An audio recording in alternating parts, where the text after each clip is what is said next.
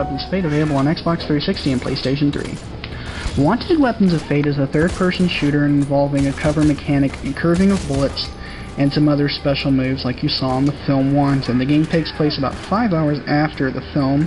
You play as Wesley Gibson and Cross, Wesley's real father, and you discover the backstory on Wesley's character and why his father left him. The story is nice with an interesting but irrelevant twist at the end. The villain of the game, the Immortal, is actually a pretty decent villain and is definitely grotesque in his last appearance. Though the game's length is about 3.5 hours long on the easiest setting, and most people will be able to beat it in possibly even under 2 hours. Maybe 2.5 hours if you bum rush through this game on the easiest setting. The game mechanics work well.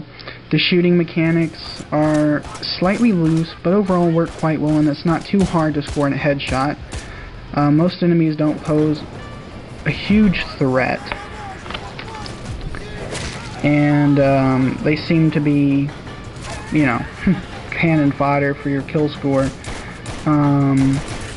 It has some nice movements throughout the game. You can curve bullets, which works quite nicely. You'll see an arc come across, and when that arc is gray, you can pull off a shot, and most normal enemies will go down with one shot. Some harder enemies will take about 2 shots to kill. You can also slow down time when you're moving from cover to cover, and you can get in a couple of pot shots on different enemies and take them down slightly quicker. The game has a few boss battles, though none of them are difficult at all. In fact, when you get to the Immortal, his boss battle is the most difficult one, but that's not really saying a lot. The game does have some annoying sections. There is a turret section where you actually have to operate a turret, and this section gets boring very quickly because it's just thrown in there haphazardly. It doesn't really add anything to the game, and to top it all off, like I said, it's only in the game twice. You were on a turret for less than 5 minutes during this short game, so I don't even see why it's in there. There's also 3 sniping sections, but it's something that didn't need or belong in the game. It takes you out of the experience. The game is fun while it lasts, and it's definitely an exciting game, but it's not perfect.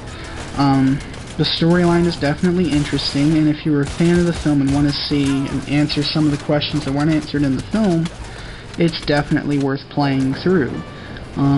That being said, if you do really enjoy the gameplay, I can definitely see you going through all 3 difficulties and finishing it, completely getting all the unlockables, and also when you complete the game you can go in and play as different characters, such as the Immortal, or Cross, or some other character skins, but it doesn't add very much to the game.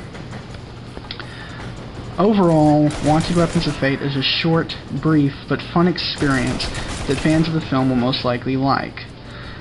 But it's hard to recommend for a purchase at a $60 price tag when the game will last you an afternoon. Even then, if you go through and play the game multiple times on each setting, you can basically have the game completely wrapped up and finished within 2 days. It's a game easy to recommend for rental, but not for a purchase. If you are that in love with the game, I would suggest checking out the Marketplace demo of the game on either the Xbox or PlayStation 3 before you make your final decision. Overall, Wanted Weapons of Fate gets a 3 out of 5. It's an entertaining game while it lasts, but it's not perfect. Thanks for watching. Please rate, comment, and subscribe. This is That Internet Darling, signing off.